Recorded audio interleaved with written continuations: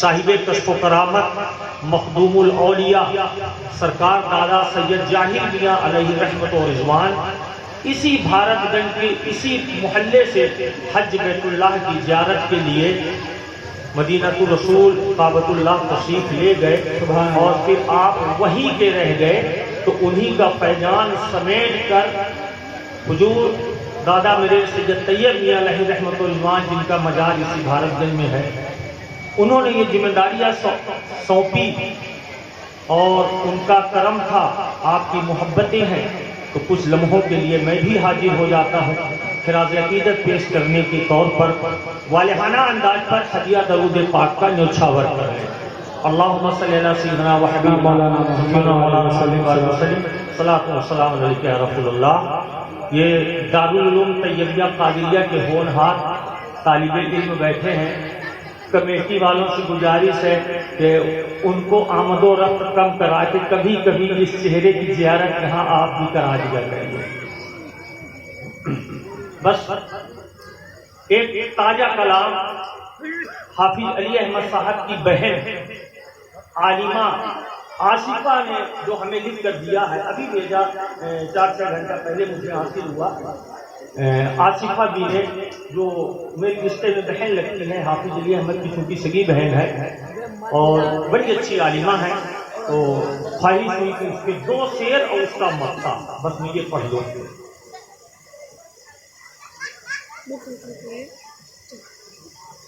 ہم گنہگاروں کے،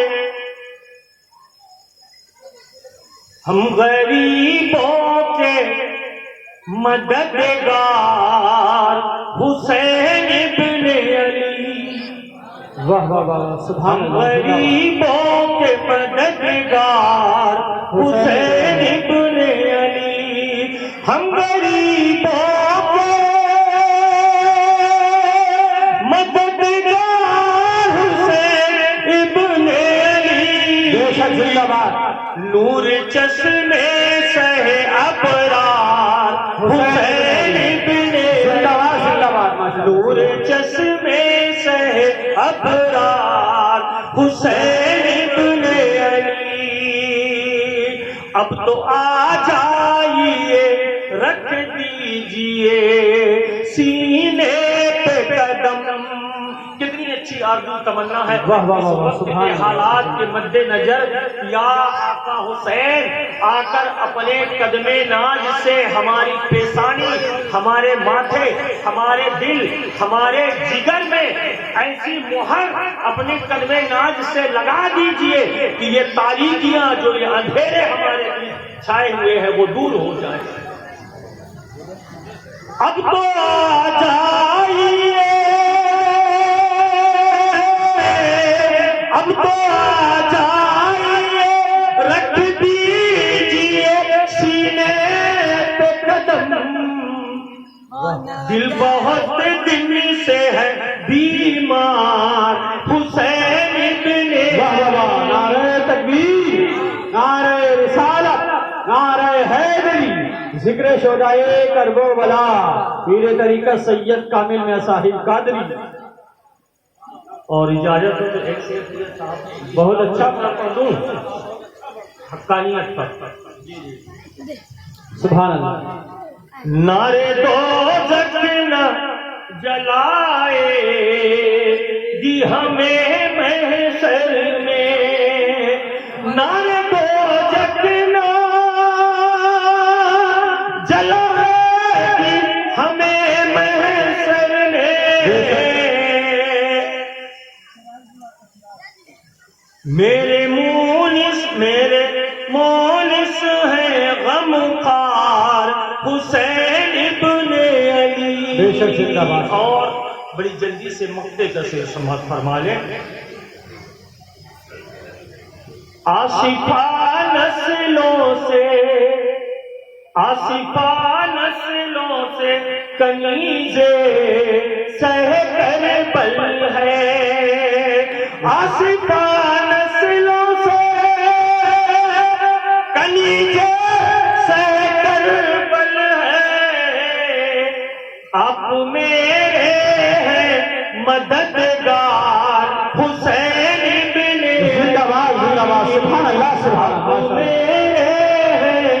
مددگار حسین ابن علی.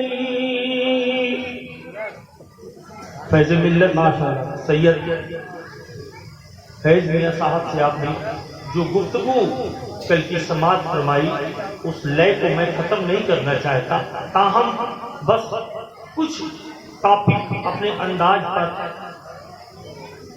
ہر دور میں اہل بیت اطہار کے اوپر ظلم اور تشدد کے بڑے بڑے پہاڑ ڈھائے گئے. وہ حکومتیں وہ خلافتیں جو یہ نعرہ دے کر وجود میں آئی تھی کہ ہمیں اگر ہمیں حکومت ملی، بادشاہت ملی تو ہم اہل بیت اطہار کے مرتبے کو بلند کریں گے. اہل بیت اطہار کے اوپر بنو امیہ کے خاندان کے لوگوں نے جو ظلم کا پہاڑ ڈھایا ہے اس ظلم کا ہم بدلہ لیں گے. یہ نعرہ دے کر خلیفہ عباسی حکومت پر جب اس ملک اس دنیا میں وجود میں آئی، اسی خلافت عباسیہ کے ایک حکمراں ابو المظفر نے ان اہل بیت کے اوپر ایسے ایسے ظلم ڈھائے، ایسی تکلیفیں دی کہ اس دور میں اہل بیت کا نام لینا گویا جان کے لالے پڑ جاتے تھے. حسینیت کا نعرہ لگانا گویا اپنی جان کو خطرے میں ڈالنا پڑ جاتا تھا. ایسے ایسے بادشاہ گزرے ہیں، لیکن آقا حسین کا نام کل بھی زندہ تھا، آج بھی زندہ ہے، اور انشاءاللہ الرحمن قیامت کی صبح تک زندہ رہے گا. وقت کے بڑے بڑے یزیدیوں نے کوشش کی کہ حسینیت کو پسماندہ کر دیا جائے. ہر دور میں کوشش کی گئی، لیکن خون حسین میں وہ تاثیر باقی ہے کہ اپنے وقار اور عزت کی حفاظت حسین کا خون خود کر لیتا.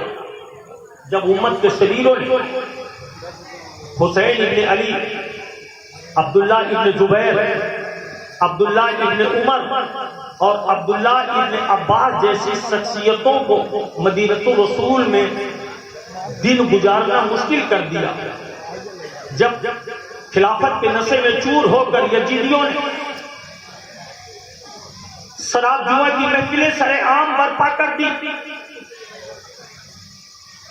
وہ یزید جس کے ظلم کی بدولت مدینہ الرسول کی پاک دامن عورتوں کو اپنے خیمے کے لیے 3 دن کے لیے جس نے حلال کر دیا، وہ فاسد یزید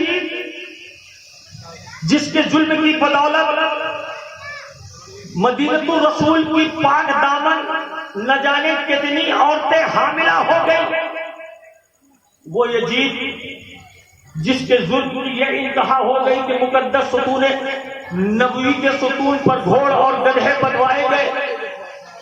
ارے مسجدوں کو ویران کرنے والوں غور سے سن لو، حضرت سعید ابن مسیب رضی اللہ تعالیٰ عنہ کا بیان ہے کہ جب یزیدی فوج نے مدینہ شریف پہ قبضہ کر لیا، مسجد نبوی کے ستونوں میں گھوڑ اور گدھے بنوائے گئے.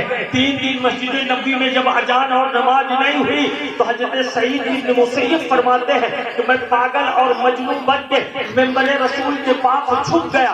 مجھے پاگل سمجھ کر لوگوں نے مارا نہیں، کاٹا نہیں، لیکن میں نے اپنی کان سے سنا کہ جب جب اذان کا وقت ہوتا تھا، نماز کا وقت ہوتا تھا، ممبر رسول سے چیخنے کی اور رونے کی آوازیں سنائی دیا کرتی. اتنا بڑا ظلم یہ چیزوں نے کیا. اور جب انہی یزیدیوں نے آقا حسین کو مدینے میں رہنا مشکل کر دیا، سرکار امام حسین اپنے قبیلے کو تیار ہونے کا حکم دے کر اپنے نانا رسول کریم کی بارگاہ پر جاتے ہیں. اپنی والدہ ماجدہ سیدہ فاطمہ کی قبر انور پر حاضری دینے کے لیے جاتے ہیں. اپنے بھائی حسن مصطفیٰ کی قبر انور پر حاضری دینے کے لیے جاتے ہیں. اپنے ماموں محمد اور ابراہیم قاسم کی قبر پر حاضری دینے کے لیے جاتے ہیں، اور سب کی قبروں میں جا کر التجا یہی کرتے ہیں، اے میری والدہ ماجدہ، غریبوں یتیموں کی مدد کرنے والی فاطمہ، صبر پر صبر کرنے والی فاطمہ، فاقہ رہ کر یتیموں مسکینوں کو کھانا کھلانے والی فاطمہ، آج سائل بن کر تیرا حسین تیرے دروازے پر کھڑا ہے. امی فاطمہ، امتحان کا وقت ہے، دعا فرما دیجئے کہ کل جب مشکل وقت آئے تو حسین کے قدموں میں لڑکھڑاہٹ نہ ہونے پائے. بے شک حق ہے. اب میں یہ بتانا چاہوں گا ایک فرقہ اسی ملک اسی دنیا میں ایسا موجود ہے جو قبروں سے مدد مانگنا کفر اور شرک کی حد تک الزام لگاتا ہے. ایک فرقہ سید صاحب وہ بھی موجود ہے جو قبروں پر جانے سے منع کرتا ہے. کیا ملتا ہے؟ نبی کی شان میں بھی جو توہین کرے اور یہ کہے کہ مر کر معاذ اللہ مٹی میں مل گئے. صحابہ کی شان میں وہ فرقہ توہین کرے، تابعین کرے، تابعین صدیقین کی بارگاہ میں وہ فرقہ توہین کرے. وہ فرقے کے لوگ دین کی نام پر ڈگر ڈگر نگر نگر گھوم کر حق کے تبلیغ کا فرض کا دکھاوا کر رہے ہیں. حق کے تبلیغ ادا کرنے کا ڈھونگ رچنے والی وہ قوم، وہ گروہ جو ڈگر ڈگر نگر نگر گھوم کر لوگوں کے ایمان کو نماز کے نام پر، روزہ کے نام پر، دین کے نام پر، پرہیزگاری کے نام پر لوٹنے کا، ایمان کو لوٹنے کا جو کیمپ لگاتے ہیں. ایسے بدبخت قبروں پر جانے سے ہمیں منع کرتے ہیں کہ قبروں پر ملتا کیا ہے. میں سوال پوچھنا چاہتا ہوں، اپنے ذہن میں جوڑ دینا کہ کیا حسین سے زیادہ دین کے لیے کسی نے قربانی اس دنیا میں دی ہے؟ حسین سے زیادہ کسی نے اپنی آل اطہار کو دین کی راہ میں شہید کیا ہے؟ کیا حسین سے زیادہ نبی کی سیرت کسی سے ملتی تھی؟ کیا حسین سے زیادہ نبی کی صورت کسی سے ملتی تھی؟ کیا حسین سے زیادہ قرآن کے قانون پر کسی نے عمل کیا تھا؟ کیا حسین سے کی امی سے زیادہ قرآن کا حق کسی نے ادا کیا تھا؟ کیا حسین کے والد ماجد حیدر کرار سے زیادہ حق کے تبلیغ اور قرآن کے علم کا حق کسی نے ادا کیا تھا؟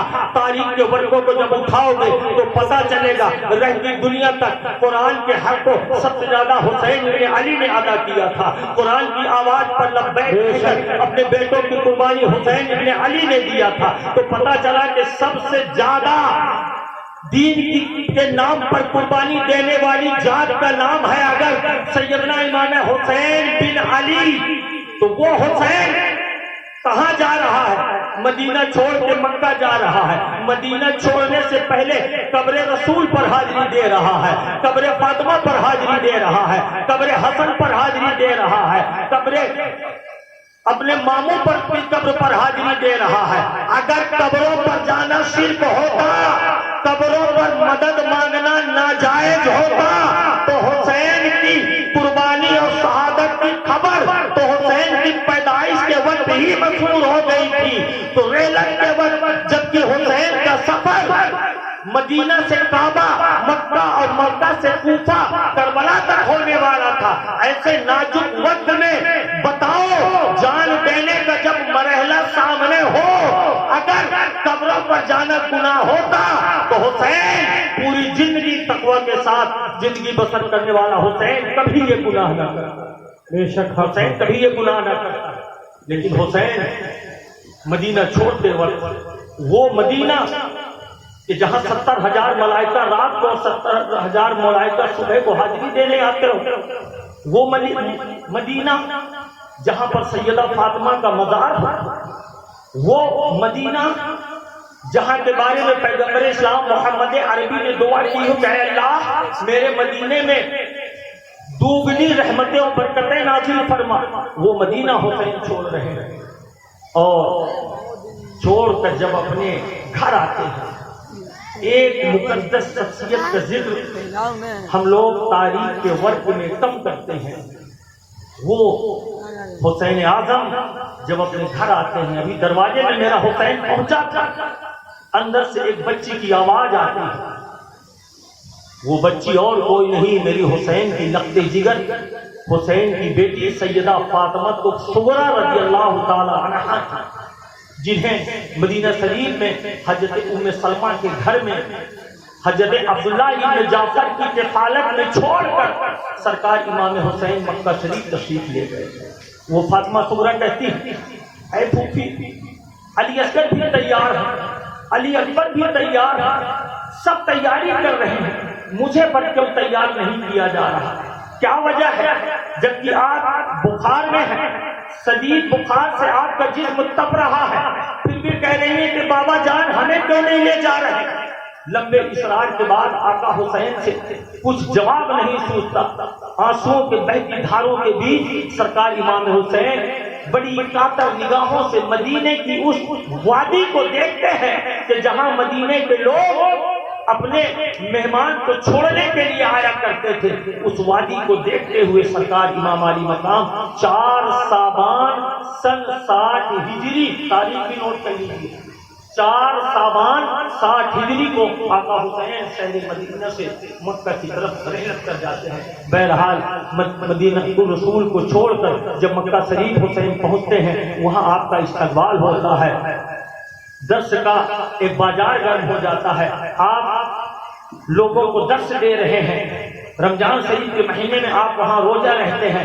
ایسے میں کوفے سے خط آنا شروع ہو جاتے ہیں. ایک روایت کے مطابق 153 خطوط آپ کی خدمت میں آئے اور ہر خط کا یہی مضمون تھا: آقا حسین ہماری خبر لے لیجیے. یزید کے فسق و فجور سے اگر مجبور ہو کر ہم نے یزید کے ہاتھ میں بیعت کر لی، چونکہ ہم ان کے شام کے امیر شام کے ہاتھ میں ہاتھ نہیں دینا چاہتے، ہم فاسق اور شرابی یزید کی امامت کو قبول نہیں کرنا چاہتے. حسین اگر آپ نہیں آئیں گے کل میدان محشر میں ہم نانا جان کے پاس جا کر یہ کہہ دیں گے کہ حسین کو ہم نے بلایا تھا، حسین نہیں آئے. اب ایسے وقت میں امام کے لیے حجت ہو گئی. یہ امام حجت ہے کہ آپ تشریف لے جاتے. آپ تشریف لے جانے سے پہلے لوگوں نے آپ کو سمجھایا. عبداللہ ابن جبیر سمجھا رہے ہیں، عبداللہ ابن عمر سمجھا رہے ہیں، عبداللہ ابن جعفر سمجھا رہے ہیں، تمام آپ کے تابعین اور آپ کے ساتھی سمجھا رہے ہیں حسین نہ جائیے. یہ وہی کوفہ ہے جہاں حسن مصطفیٰ کو زہر دیا گیا. یہ وہی کوفہ ہے جہاں علی المرتضیٰ کے اوپر حملے کیے گئے. اے حسین نہ جائیے، آپ نہ جائیے، آپ اس جگہ کو چھوڑ کر نہ جائیے. لیکن امام حسین کی نگاہوں میں اپنے نانا کی حدیث گھوم رہی تھی کہ کل میرے نانا نے یہ کہا تھا، حسین کو دیکھ یہ کہا تھا کہ میرا یہ بیٹا ہے کہ جب حدود حرم میں خون بہایا جائے گا تو میرا یہ بیٹا حسین حرم کی پاسبانی کر لے گا، اور حسین کے اندر خون بہانے سے بہتر ہے اپنے آپ کو راہ خدا میں قربان کر کے حرم سے باہر چلا جائے گا. بے شک حق ہے. آپ نے طے کر لیا کہ میں جاؤں گا، لیکن جانے سے پہلے حضرت مسلم بن عقیل کو آپ نے بھیج دیا خبر لینے کے لیے کہ آپ جا کر بتائیے وہاں کے حالات کیسے ہیں. حضرت مسلم بن عقیل لمبا سفر طے کر کے جب کوفہ میں پہنچتے ہیں، کوفہ کے لوگ استقبال کرتے ہیں، آپ کے اوپر جان نچھاور کرتے ہیں. 12,000 لوگوں نے ایک دن میں حسین بن علی کے نام پر بیعت قبول کر لی. وہی حضرت مسلم بن عقیل نے ایک خط امام حسین کی طرف روانہ کر دیا. آقا حسین چلے آئیے، موسم بہت اچھا ہے، معاملات بہت خوشگوار ہیں. آپ کے نام پر جب 12,000 لوگ ایک دن میں مجھ سے مرید ہو گئے، آقا حسین جب آپ آ جاؤ گے اس وقت ان کے شوق اور ذوق کا عالم کیا ہوگا. حسین کو خط لکھ دیا. تیز رفتار گھوڑے کی سواری نے ایک ذی الحجہ کو سفر کرنا شروع کیا. اب بھارت گنج کے حاجی غور کریں گے میری اس تاریخ کو. ایک ذی الحجہ کو کوفہ سے قاصد خط لے کر روانہ ہوتا ہے مکہ کی طرف. امام حسین وہ خط پا کر 8 ذی الحجہ کو حدود حرم سے باہر آ جا رہے ہیں. اب یہ تمام مقدس حجاج کرام بیٹھے ہیں، انہیں پتا ہوگا کہ حدود حرم میں 8 ذی الحجہ کو کیا ہوتا. توحید کے متوالے دنیا سے اکٹھا ہو کر لبیک لا شریک لبیک کی صدائیں کعبے کے ارد گرد بلند کرتے ہیں. ارکان حج آج ذی الحجہ کو شروع ہو رہا ہے، لیکن حسین اسی 8 ذی الحجہ کو حدود حرم سے باہر جا رہا ہے. کیوں؟ اپنے نانا جان کی وصیتوں کو خیال کرنا. نانا جان نے جس مقصد سے حسین کی پرورش کی تھی اس پرورش کا حق ادا کرنا ہے. اپنے دادا اسماعیل کی قربانیوں کو بلندی دینے کے لیے، اسماعیل کی قربانی کی بنیاد پر مینارہ کھڑا کرنے کے لیے اس حج پیدل با پیادہ 25 حج کرنے والے حسین نے 8 ذی الحجہ کو حدود حرم کو چھوڑ دیا. اس لیے کہ میں نے حج تو کر لیا لیکن کربلا کے میدان میں حج جانا ہو. نعرہ تکبیر، میرے ہو نعرہ رسالت، دنیا نعرہ حیدری، ذکر شجاع کربلا. دنیا اسماعیل اور ابراہیم کی قربانی کی یاد میں بکروں کو ذبح کرتی ہے، لیکن اپنے دادا اسماعیل کی قربانی کی یاد میں حسین کو بکرے دمبے بھیڑ نہیں بلکہ اپنی اولاد علی اصغر کو قربان کرنا ہوگا، علی اکبر کو قربان کرنا ہوگا، قاسم کو قربان کرنا ہوگا، اپنے بھائی عباس اور عبداللہ کے بازوؤں کو کٹانا پڑے گا، جس میں ناجرین پر بھالے اور بچی کے تیر کے نشان میدان محشر میں دکھانے پڑیں گے. اسی حج اکبری کی خاطر حسین چھوڑ دیتے ہیں، حدود حرم کو چھوڑ کر چل دیتے ہیں کوفہ کی طرف. اور وہ کوفہ جس نے استقبال کو بڑے زور شور سے کیا تھا، لیکن بڑی لمبی کہانی ہے، بہرحال گفتگو بہت لمبی ہے. کوفے کے لوگوں نے آپ کے ساتھیوں کے ساتھ آپ کو شہید کر دیا. آپ کے ساتھی خانی بن عروہ، دروغہ مسعور، اور آپ کی بڑی دردناک شہادت ہوئی. لیکن ایسے موقع میں بھی امام مسلم بن عقیل نے شریعت کے دامن کو نہیں چھوڑا. میں بار بار یہی بھارت کے میں پیغام دیتا ہوں، جتنا مشکل سے مشکل وقت آ جائے پیارے، شریعت مصطفیٰ کے دامن کو نہ چھوڑنا. یہ درس ہمیں کوفہ کے میدان سے امام مسلم نے دیا کہ جب یزید کے دربار پر آپ پہنچتے ہیں، دروازے میں پیاس لگتی ہے، آپ نے پانی مانگا، لوگوں نے بڑی کرائیت کے ساتھ آپ کو پانی تو دے دیا، لیکن امام مسلم نے جب پانی پینا چاہا، آپ کے مقدس ہونٹ کٹ چکے تھے، آپ کے دانت ٹوٹ چکے تھے، اور آپ کے کٹے ہوئے ہونٹ سے اس پانی کے کٹورے میں جب خون ٹپک گیا تو آپ نے نانا جان کی اس شریعت کو یاد کر لیا کہ مسلم خاک و خون میں تاپ کر جان دینا تو گوارا کر لے گا، لیکن خون ملے ہوئے پانی کو پی کر شریعت مصطفیٰ سے اپنے دامن کو کبھی نہیں چھڑائے گا. بہرحال امام مسلم رضی اللہ تعالیٰ عنہ کو شہید کر دیا گیا. اس کے بعد آپ کے دو نونہال بچوں کو شہید کر دیا گیا. آپ کے ایک ساتھی دروغہ مسعور، جس نے امام مسلم کے دو بیٹے اور محمد و ابراہیم کو رات کے ویرانے میں مدینہ جانے والے قافلے کی طرف پہنچا دیا تھا، ابن زیاد نے جب اس کے اوپر ظلم کیا، پکڑ کر جب اسے کوڑے مانگے تو حضرت دروغہ مسعور نے پہلے کوڑے پر یہی پڑھا تھا، بسم اللہ الرحمن الرحیم. اب بتاؤ، ادھر کوڑوں پر بسم اللہ پڑھا جا رہا ہے، ادھر دیوالوں میں بسم اللہ نہیں پڑھا جا رہا. حقیقت ہے. پھر اس کے بعد دوسرا کوڑا جب مسعور دروغہ کو مارا گیا، آپ فرماتے ہیں شکر الحمدللہ، اے مولا محب اہل بیت کو ہر لمحہ شکر اور صبر کی طاقت عطا فرما. اور آج ہم بلڈنگ پر بلڈنگ، محل پر محل، ایسے عشرت کی زندگی، لیکن نہ ہمارے اندر شکر ہے نہ ہمارے اندر صبر پیدا ہو رہا. تیسرے کوڑے پر آپ نے یہ جملہ کہا تھا، اے اللہ محبان اہل بیت کو محب اہل بیت رکھ، اور اہل بیت کی محبت پر میری روح نکلے. مولا میری یہی دعا ہے. اب بتاؤ، اہل بیت سے بغض بھی رکھو اور جنت کا دعویٰ، اہل بیت سے بغض بھی رکھو اور قرآن پر عمل کا دعویٰ، اہل بیت سے نفرت بھی رکھو، تانا تنج بھی سیدوں کی شان میں کرو، لیکن ہاں وہ سید انٹرنیٹ میں چھاپ کر جو سید نہ بنا ہو.